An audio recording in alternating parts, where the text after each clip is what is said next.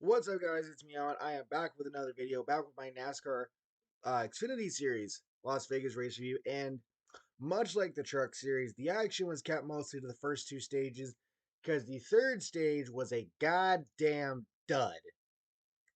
Fuck. Anyway, let's get into it, shall we? So, Cole Custer, Sheldon Creed, Gray Golding, Josh Berry, Braden Jones, and Kyle Busch would all go to backup cars, courtesy of what happened back at Fontana last week.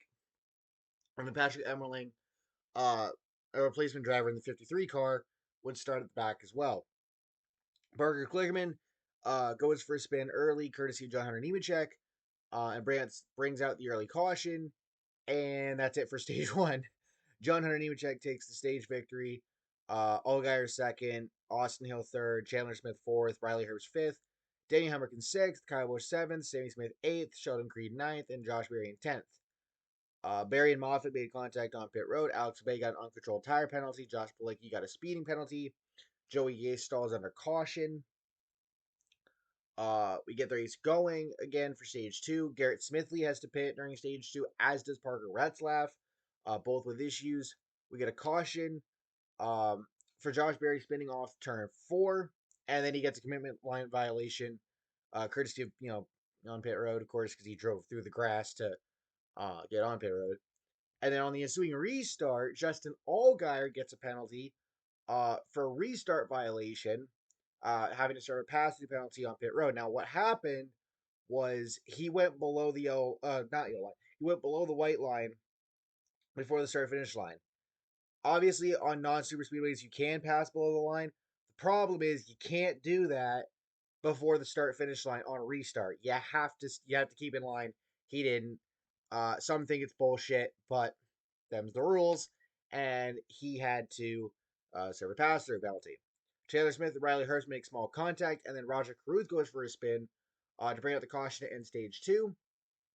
Austin Hill gets the stage two victory. Brandon Jones in second, Kyle Busch third, Sam Mayer fourth, Sammy Smith in fifth, Chandler Smith in sixth. He was falling off towards the end of the stage. Riley Herbst seventh, Cole Custer eighth, Brett Moffitt ninth, and Sheldon Creed in 10th. Jeremy Clements gets a speeding penalty. Ryan Sieg gets an uncontrolled tire penalty. We get green flag pit stops with around 60 laps to go. Sammy Smith gets a speeding penalty partly because of the fact that he came on pit road and spun and he touched the pit wall barely. He's lucky he got it stopped in time before slamming into the back of Sam Mayer in his pit crew, but that happened. Ryan C gets a speeding penalty, and then Brandon Jones gets a speeding penalty, and then he gets another one on the pass through. So not fun there. Nemechek and Herbst make contact late in the race, and Chandler Smith had a commanding lead. He ended up losing that lead at the very end to Austin Hill. Hill passing Smith on the second to last lap, coming to the final lap, and then Chandler Smith ended up finishing third behind Hill and Justin Allgaier. Hill getting the win. I think part of this I would attribute to Chandler Smith, a little bit of inexperience. Obviously, this is his first year in Xfinity cars, and he was having some trouble getting around certain lap guys. Tyler Reddick gave him a hell of a time trying to stay on the lead lap.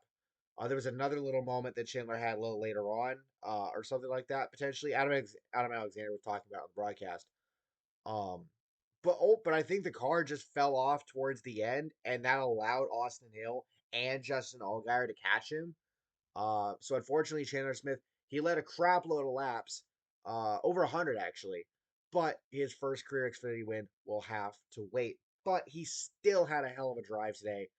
I'm impressed. I believe last week it was either last week or Daytona. He had a career best finish of like fourth. Now he ups that to third. Imagine he finishes second next week and then wins the following week. Now that would be funny as hell.